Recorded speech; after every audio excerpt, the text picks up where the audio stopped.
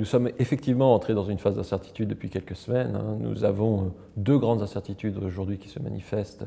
D'une part, du côté économique, avec des statistiques qui sont moins bonnes que prévues aux États-Unis et en zone euro.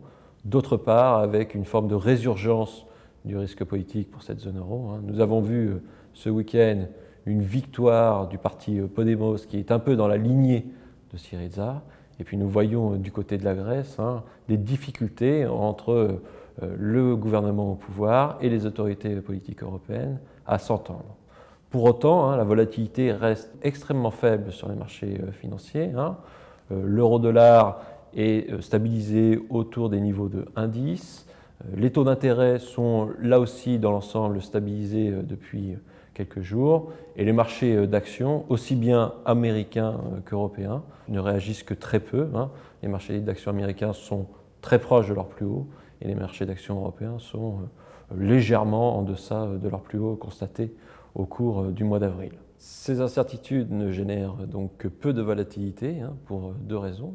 D'une part, on n'est pas certain que ces incertitudes se réalisent. On a même bon espoir que celles-ci se lèvent progressivement du côté de la sphère économique, mais également du côté de la sphère politique. D'autre part, on a une action très importante de la part de la Banque centrale européenne qui est en train d'accélérer son programme d'injection de liquidités dans le système économique et financier de la zone euro, de telle manière que les investisseurs se sentent dans l'ensemble globalement protégés.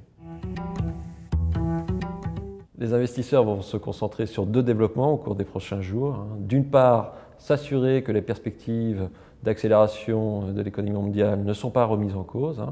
On va donc être très attentif aux statistiques qui tomberont au début du mois de juin, en particulier les statistiques du marché de l'emploi américain.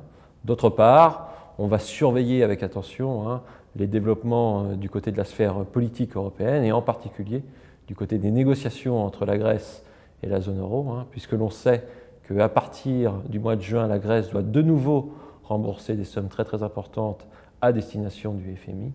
Et la question qui se pose est de savoir si la Grèce ne va pas faire défaut sur une échéance de remboursement.